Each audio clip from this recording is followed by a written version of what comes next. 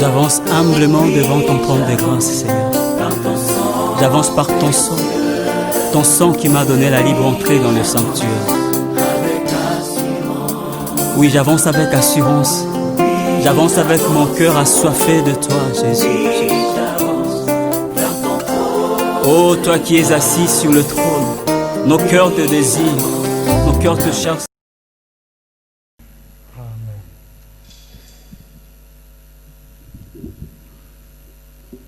Bien-aimés dans le Seigneur, je vous salue tous au nom de Jésus-Christ, notre Seigneur. Amen. C'est pour nous une grande joie de nous réunir aujourd'hui pour écouter la parole de Dieu. Je vais vous demander donc de lire avec moi le texte d'Hébreux chapitre 2.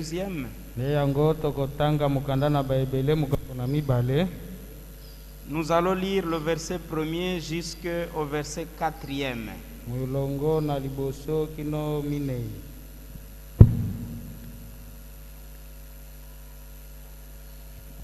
Hébreux chapitre 2, le verset 1 à 4 dit ce qui suit. C'est pourquoi nous devons d'autant plus nous attacher aux choses que nous avons attendues, de peur que nous ne soyons emportés loin d'elles. Car si la parole annoncée par des anges a eu son effet, et si toute transgression et toute désobéissance a reçu une juste rétribution, comment échapperons-nous en négligeant un si grand salut qui, annoncé d'abord par le Seigneur, nous a été confirmé par ceux qui ont entendu. Dieu appuyant leur témoignage par des signes, des prodiges et divers miracles, et par des dons du Saint-Esprit distribués selon sa volonté. Parole du Seigneur. Amen. Amen. Frères et sœurs, nous sommes en train de commencer un voyage aujourd'hui où nous serons en train de parler de la croix au fondement de la vie chrétienne. La croix au fondement de la vie chrétienne.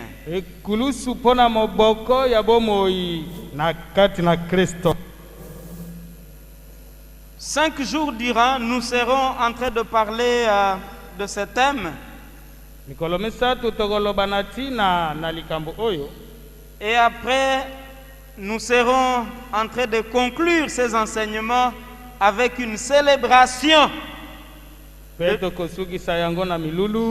dimanche prochain, avec les baptêmes.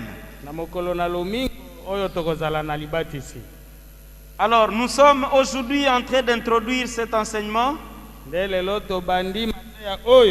Le mercredi, nous vous convions tous et chacun aux heures du soir, comme vous le savez, à partir de 17h. Et le jeudi, nous serons en train de continuer. Et le vendredi, pour que le dimanche, nous puissions conclure. Je prie que le Seigneur te donne du temps, qu'il te donne aussi la volonté. Parce que plusieurs fois, c'est la volonté qui manque. Quand il y a la volonté, le temps est là. Pour tout ce que nous voulons, nous avons du temps. Pour tout ce que nous ne voulons pas, nous n'avons pas toujours du temps. Pour tout ce que nous négligeons, nous n'avons pas du temps. Mais pour tout ce que nous donnons de la valeur, nous trouvons du temps. Alors j'appelle chacun d'entre nous à donner de la valeur à ces enseignements et écouter la parole de Dieu. Ici il s'agit du fondement même de la vie chrétienne. Et si quelqu'un n'a pas ces enseignements, c'est possible qu'il a mal cru. Et quand quelqu'un a mal cru, il va mal vivre. Beaucoup de gens ne savent pas marcher dans la vie chrétienne. Et ils ne savent pas la vie chrétienne c'est quoi vraiment. C'est devenu comme une énigme. Ça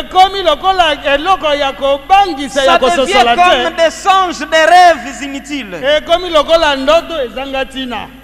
Bien-aimé, quand on n'a pas l'essentiel de ces messages, alors on perd la saveur même de la vie chrétienne. Je voudrais que nous puissions rebondir encore ici et que nous parlions de la croix de Jésus-Christ. Et aujourd'hui, comme je venais de le dire, nous sommes en train d'introduire. Vous le savez bien, aimés dans le Seigneur, la croix est un des grands signes qui se voit fréquemment. Nous pouvons trouver la croix sur des cercueils, dans des cimetières, sur des cathédrales, sur des églises.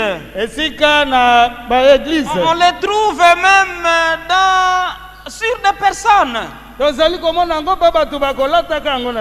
Si vous voyez sur ma poitrine, vous trouverez la croix.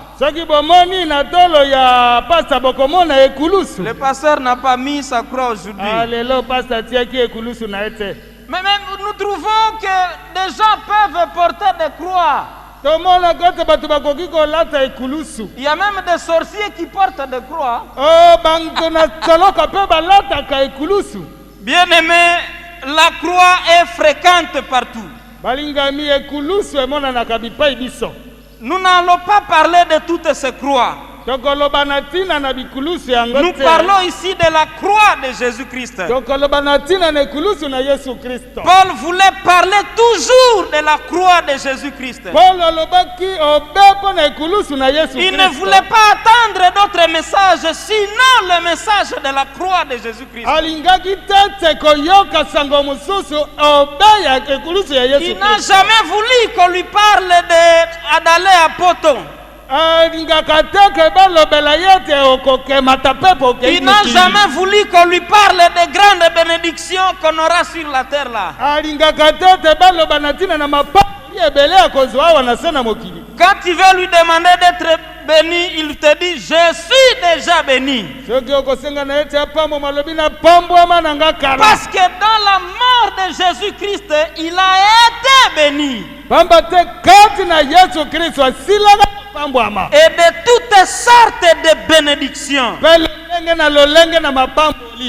la croix, nous trouvons tout ce qu'il y a pour la vie chrétienne. Je voudrais que nous puissions revenir sur cet élément bien aimé. Avant d'entrer dans le vif du message, il convient de rappeler ici que quand la Bible parle de la croix de Jésus, elle fait allusion à 5 éléments importants. La croix de Jésus-Christ signifie ou symbolise ou se voit par 5 éléments.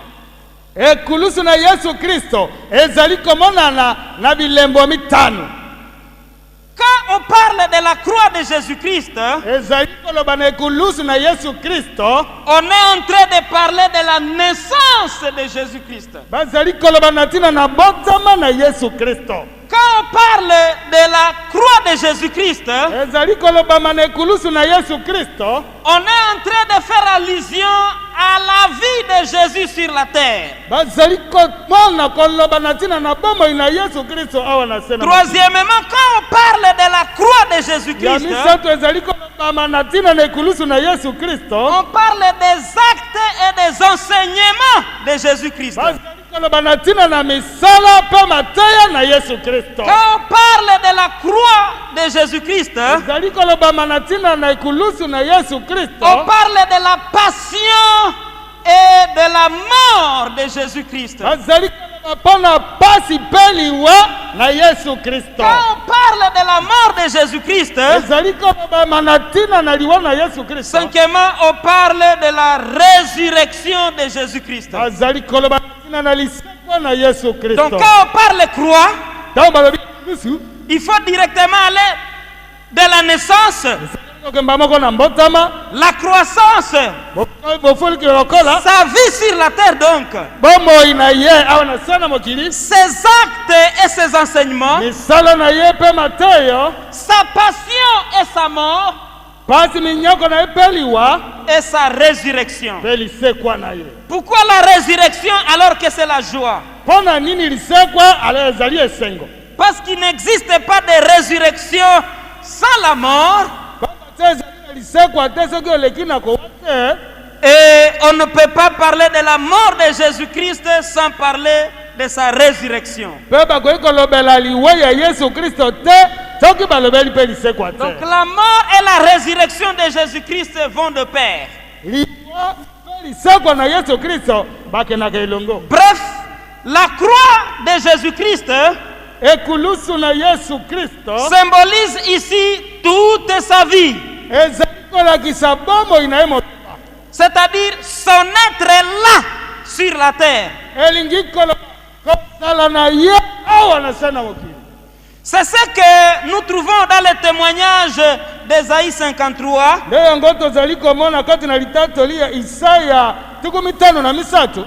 Parce que sa vie n'a pas été loin de la souffrance. Depuis sa naissance, c'est la souffrance. C'est l'humiliation. C'est la honte. C'est la faiblesse. Et celui qui a écrit le livre d'Ésaïe, chapitre 53, peut le dire.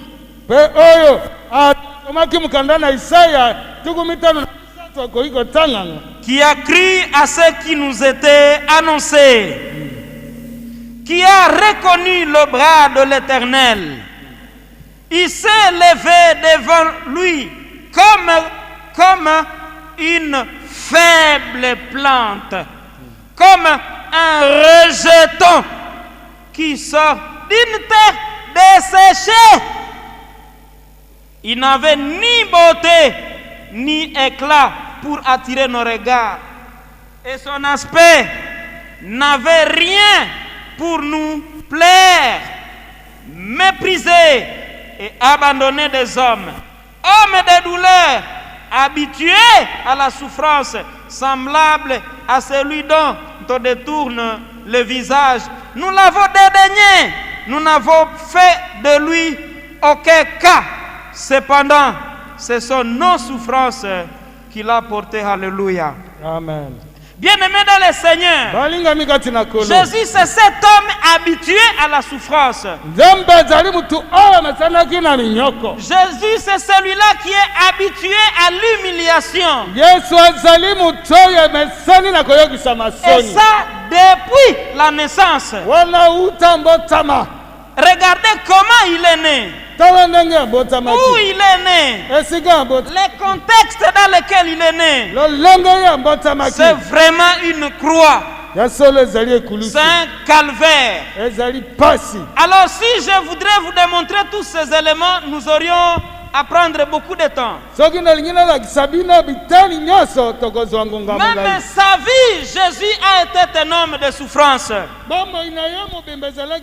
Sa vie, c'est une croix vraiment. Bien-aimé, il est le Seigneur de gloire. C'est Jésus-Christ, il est dit Fils de Dieu. Il est dit héritier de toutes choses. Il est dit que c'est lui par qui le monde a été créé. Mais c'est lui qui est né et grandi dans le contexte là. Un homme habitué à la souffrance. Celui que nous avons dédaigné. La Bible dit qu'il est le reflet de la gloire de Dieu. Il est l'empreinte de la personne même de Dieu. C'est lui qui soutient toutes choses. Et c'est lui qui même te soutient toi là. Si tu vis, c'est parce que lui veut. Il te soutient toi aussi. Personnellement, toi, il te soutient. Il soutient tes affaires, ton travail, ta vie. Il est celui qui te soutient. La Bible dit qu'il est assis à la droite de Dieu, dans les lieux très hauts. Si vous lisez Hébreux chapitre 1, le verset 1er à 4, vous allez trouver tous ces éléments que je viens de vous annoncer là. Bien-aimé, c'est celui-là que nous avons vu sur la terre. C'est lui qui est venu sur la terre. Et il a souffert sur la terre. Lisez toute la Bible, cherchez là où on écrit et Jésus ria. Vous n'allez pas trouver bien-aimé. Mais vous pouvez trouver quelque chose de différent. Et Jésus pleura, ça existe. Parce que c'est un homme qui pleure chaque jour. Même quand les autres sont en train de rire, lui peut pleurer. Vous vous rappelez quand il entrait à Jérusalem, au milieu de jouissances, lui pouvait encore pleurer. Bien-aimé, c'était un homme habitué à la souffrance. Quand la Bible parle de la croix, on veut parler de toute sa vie sur la terre. Il ne faut pas seulement voir le moment là où on l'a pendu au bois, mais c'est toute sa vie, bien-aimée. Frères et sœurs dans le Seigneur, il convient de dire ici un élément important. Jésus est la personne la plus importante de toute vie de croyant.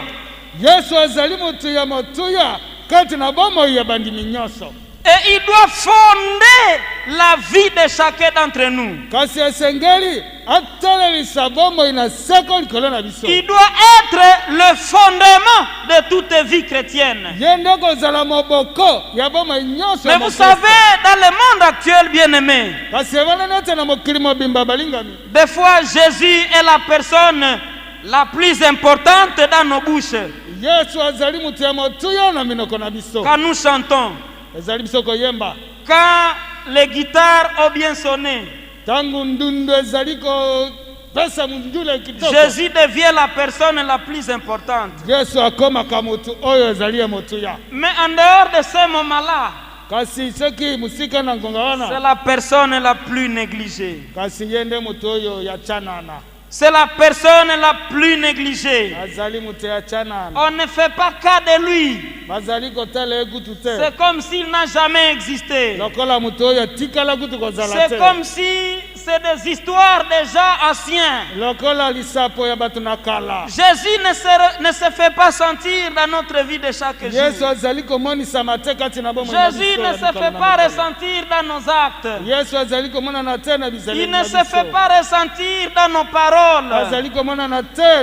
Il ne se fait pas ressentir dans nos pensées.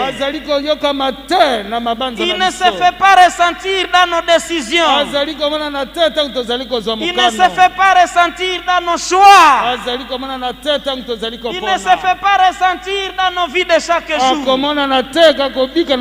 nos familles, Jésus n'est pas là. Bien-aimés, nous nous rappelons de Jésus à dernier ressort. Le plus négligé. Bien-aimés dans le Seigneur, comment Jésus est-il important dans ta vie? Peux-tu confirmer que Jésus est vraiment important dans ta vie? En quoi il est important par rapport à tes choix là? À quoi Jésus est important dans ta vie par rapport à tes décisions? À quoi Jésus est important dans ta vie par rapport à ton vécu quotidien? Jésus est négligé de plusieurs. On le chante chaque jour. Il est plus près de nos bouches, mais très loin dans nos cœurs. Très très loin de nos cœurs. Toute la vie de Jésus, sa naissance, sa croissance, ses enseignements, ses actes, sa mort, sa résurrection doivent influencer notre manière de vivre. C'est ce qui doit influencer nos pensées. C'est ce qui doit influencer nos agis. C'est ce qui doit influencer nos comportements. C'est ce qui doit influencer nos décisions et nos choix de chaque jour. Alléluia. Amen. Pose la question à ton voisin bien-aimé. Comment tu peux justifier que Jésus est important dans ta vie? Pose-lui la question. Comment tu peux justifier que Jésus est important?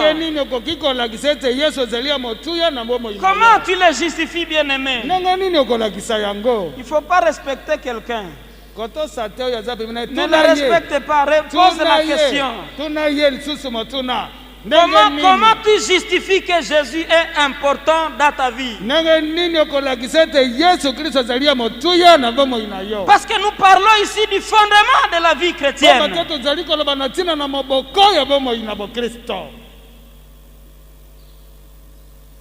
Le message adressé aux Hébreux est d'une grande importance pour nous. Acceptez-moi de présenter le gros de la pensée de l'auteur des Hébreux au chapitre 2e. Quand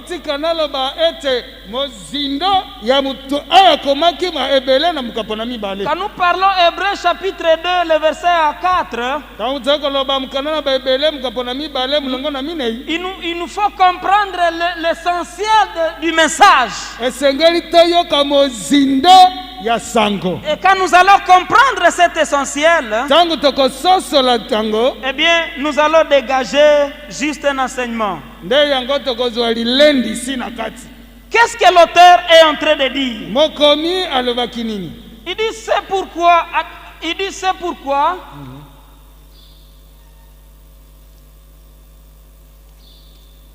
Nous sommes en Hébreux chapitre 2e. C'est pourquoi. Est-ce que nous pouvons y aller tous ensemble? Allons-y. C'est pourquoi nous devons d'autant plus nous attacher aux choses que nous avons entendues, de peur que nous ne soyons emportés loin d'elle. 2. Car si la parole annoncée par des anges a eu son effet, et si toute transgression et toute désobéissance a reçu une juste rétribution, comment échapperons-nous en négligeant un si grand salut qui, annoncé d'avance par le Seigneur, nous a été confirmé par ceux qui l'ont entendu, Dieu appuyant leur témoignage par des signes, des prodiges et divers miracles, et par les dons du Saint-Esprit distribués selon sa volonté. Alléluia. Amen. L'auteur rappelle ici quelque chose d'important. Les Hébreux ont reçu la parole de Dieu. Les Hébreux ont reçu la parole de Dieu et de maintes reprises. Quand vous lisez le verset premier du chapitre 1er, il dit, après avoir autrefois, à plusieurs reprises et de plusieurs manières, parlé à nos pères, par les prophètes, Dieu, dans ces derniers temps, nous a parlé par le Fils. Ici, il montre que de plusieurs manières, Dieu a parlé. Dieu a parlé de plusieurs manières. Mais les Hébreux ont eu un problème. Ils n'ont pas obéi à la parole de Dieu. Dieu a envoyé des anges. Il a envoyé ses serviteurs donc. Parce que là, nous devons comprendre cet élément. Quand on parle de anges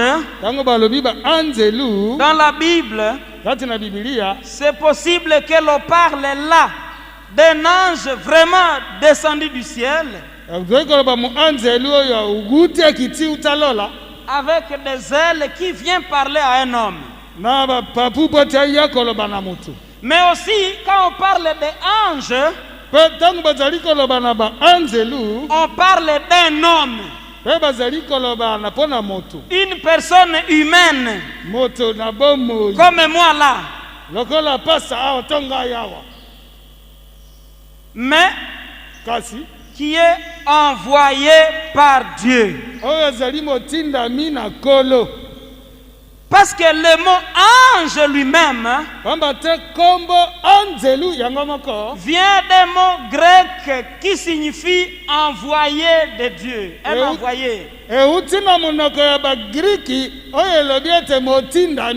Quand on dit angelos, angelos, angelos. Voilà. Quand on parle d'angelos dans la Bible,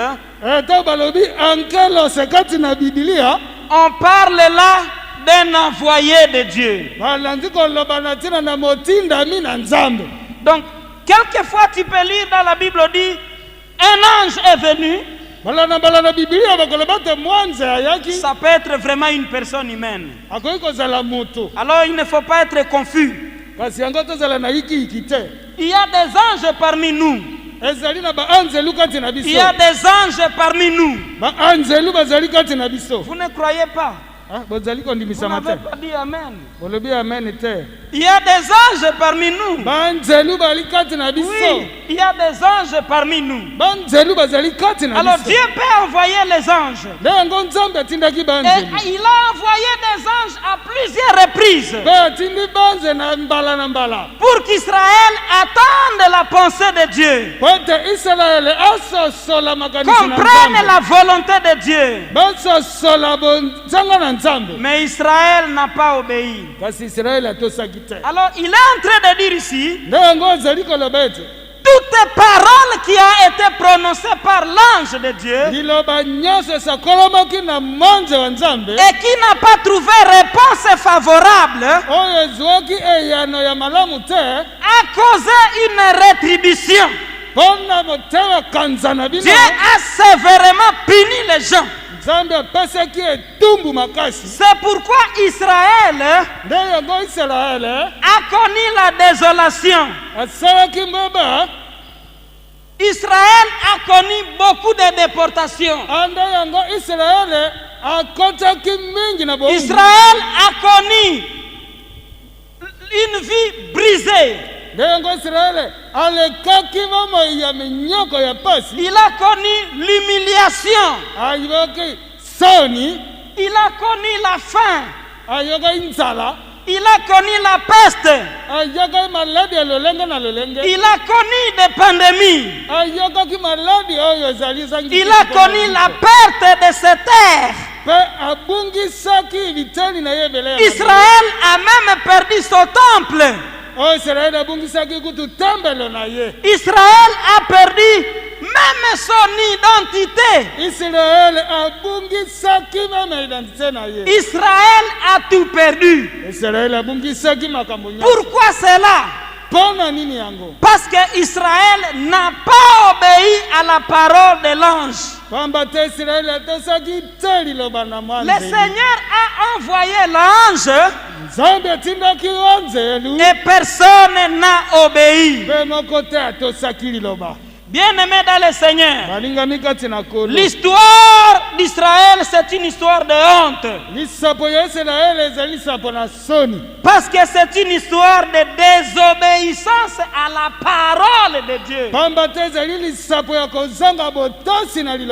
La Bible nous dit ceci. À notre temps, Dieu a choisi pas de parler au travers des anges. Il a choisi de parler au travers du Fils. Il s'agit de Jésus-Christ. Il s'agit de Jésus-Christ. Et Jésus est venu. Il est la parole de Dieu. Et Dieu nous parle au travers de lui. Lui qui exprime une vie de souffrance. Lui qui est le symbole de la croix. Lui dans la croix est la représentation selon la Bible. Bien-aimés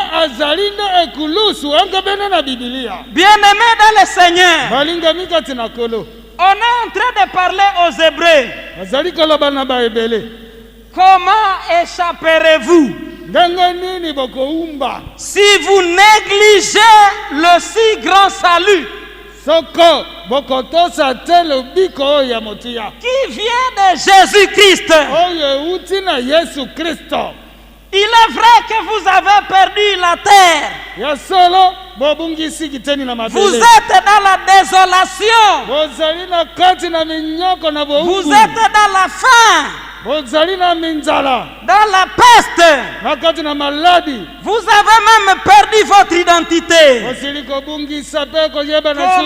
allez-vous échapper si vous négligez le salut que Christ vous apporte? Bien-aimés dans le Seigneur, je voudrais que nous puissions comprendre un élément important ici. La croix de Jésus-Christ est très importante. Bien-aimés, nous vivons la souffrance. Nous souffrons. Nous vivons dans des lamentations. Nous vivons dans des difficultés. Ça ne va pas au travail. Ça ne va pas en famille. Ça ne va pas à l'école. Ça ne va pas partout. Dans ce pays, ça ne va pas. Ça ne va pas, bien-aimé. Ça ne va pas dans ce pays. Comment échapperez-vous, bien-aimés? Comment échapperez-vous? Vous avez faim? Comment échapperez-vous si vous négligez le si grand salut que Jésus apporte? Vous avez une difficulté? C'est laquelle? Comment vous allez échapper si vous négligez un si grand salut? Vous vivez dans la honte. C'est comme nous au Congo, bien-aimés. Nous sommes la honte du monde. Parce qu'il y a l'or et le diamant, l'argent et tout. Nous sommes les plus pauvres de l'humanité. Nous n'avons rien à manger. Alors que notre terre, c'est la terre la plus fertile. Allez voir comment les gens se battent pour notre cacao. Nous sommes les plus pauvres du monde. Nous sommes dans des situations de honte. La parole de ce jour s'annonce. Comment échapperez-vous, bien-aimés? Comment échapperons-nous si nous négligeons le salut que Christ nous apporte? Si nous négligeons la croix, comment nous allons échapper? Nous n'allons pas échapper, bien-aimés, à la fin. Nous n'allons pas échapper à la formation de familles sans fondement. Nous n'allons pas échapper à des divorces. Si nous négligeons le si grand salut de Jésus-Christ, nous n'échapperons pas au traumatisme. Nous n'échapperons pas au stress de la vie. Si nous négligeons le si grand salut que Jésus apporte, si nous négligeons le salut de Jésus-Christ, nous n'allons pas échapper, bien-aimés. Comment échapperez-vous, bien-aimés?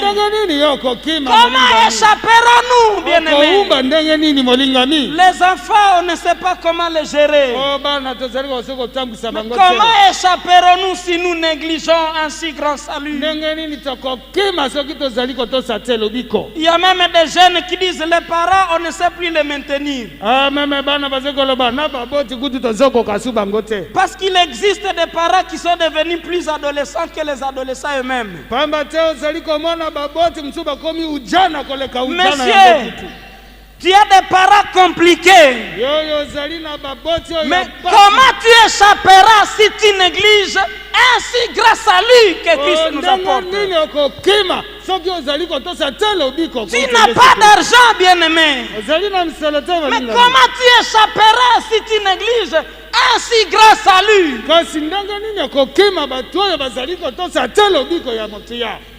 C'est le message qu'on annonce aux Hébreux qui ont souffert et qui ont des difficultés, qui ont des problèmes, qui ont des manquements, qui n'ont plus d'avenir. On leur dit, comment échapperons-nous, bien-aimés? Comment échapperons-nous? Nous sommes dans un état où l'insécurité fait la loi. Si nous refusons Jésus-Christ, si nous refusons la croix, comment échapperons-nous, bien-aimés? Comment échapperons-nous?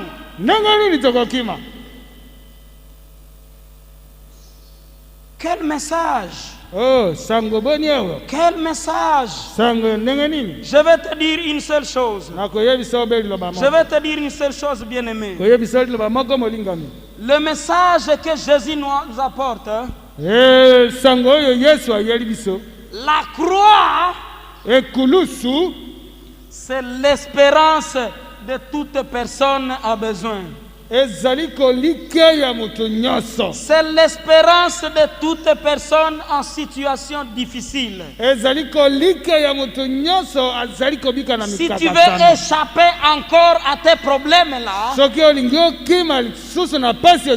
tu veux échapper à tes difficultés-là, l'auteur dit il n'y a pas une autre manière d'échapper. Si tu négliges, alors tu n'échapperas pas. Mais si tu vas considérer cette parole, alors tu vas échapper. Tu peux échapper, bien-aimé. Tu ne voyais pas d'ici. Tu ne voyais pas la porte. Tu ne voyais pas la fenêtre. Pour fuir tes difficultés. Pour te sauver de justesse. Bien-aimé dans le Seigneur, l'auteur des écrits des Hébreux, il nous dit une chose. Nous pouvons échapper aux grands problèmes si seulement nous ne négligeons pas. Si seulement nous ne négligeons pas. Quelqu'un va me dire, moi, je n'ai pas rejeté la parole de Dieu. D'ailleurs, je vais au culte chaque dimanche. Ce n'est pas question d'aller chaque dimanche. Ce n'est pas une question de rejeter. C'est une question plutôt de négliger. Tu peux ne pas rejeter, mais tu négliges. Le problème se trouve au niveau de la négligence. Nous avons appris des choses sur la naissance de Jésus. Nous avons appris des choses sur la vie de Jésus. Nous avons appris des choses sur le message de Jésus. Et même ses actes. Nous avons appris des choses sur la mort et la souffrance de Jésus. Nous avons appris des choses sur la résurrection de Jésus. En quoi nous avons donné de l'importance à ça? Il y a négligence. Beaucoup de gens négligent tout simplement. Chrétiens, mais qui négligent tout simplement. Même quand Dieu pourra leur dire une chose, ils vont négliger. Dieu dit ceci: ne manquez pas de vous rassembler avec les autres. En Hébreux chapitre 10. Mais plusieurs négligent. Même quand on les appelle à la prière, Jésus priait. Chaque jour Jésus priait. Mais les gens ne viennent pas. On néglige tout simplement. Comment nous allons échapper, bien-aimés? Nous avons appris que Jésus gênait. Il pouvait faire 40 jours et 40 nuits sans manger. Nous nous aimons manger, boire.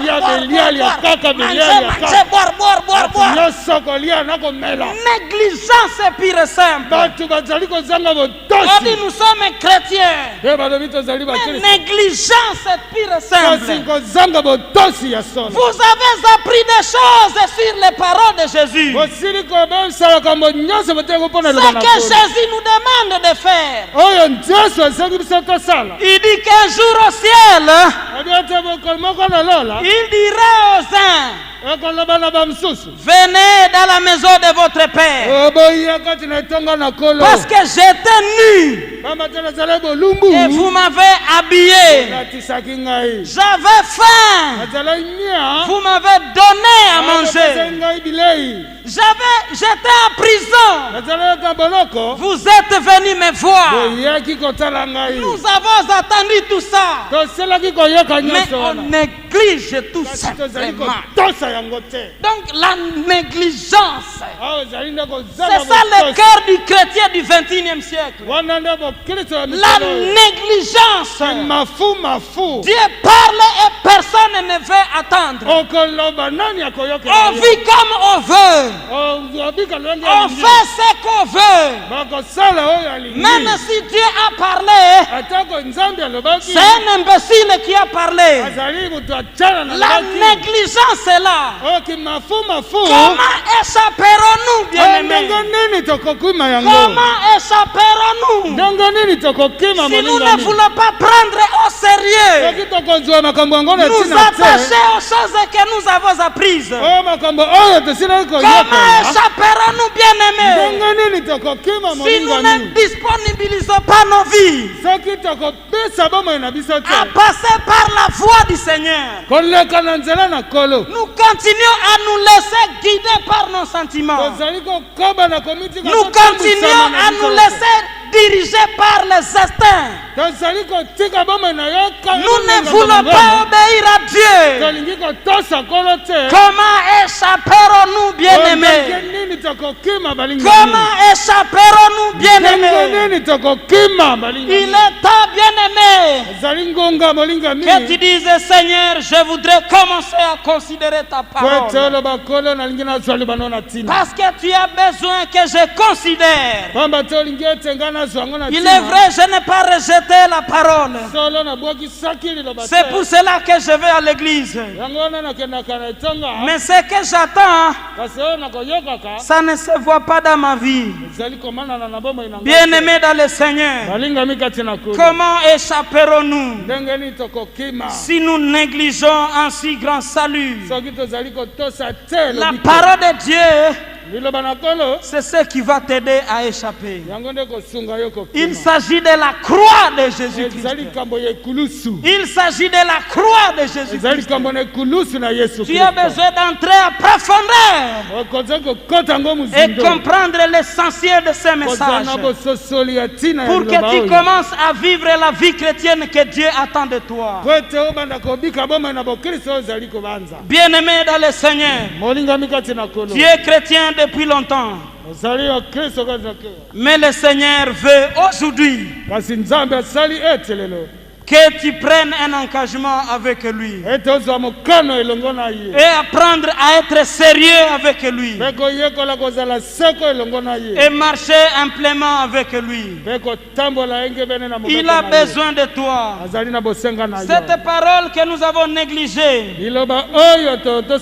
c'est elle notre vie. C'est elle qui nous éclaire. C'est elle qui nous donne la manière d'être sur la terre. C'est elle tout ce dont nous avons besoin. Nous avons cherché beaucoup de choses sur la terre. Nous avons pensé que c'est ça notre besoin. Pourtant le Seigneur voudrait que tes yeux soient tournés vers sa parole. C'est ça ta vie, bien-aimée.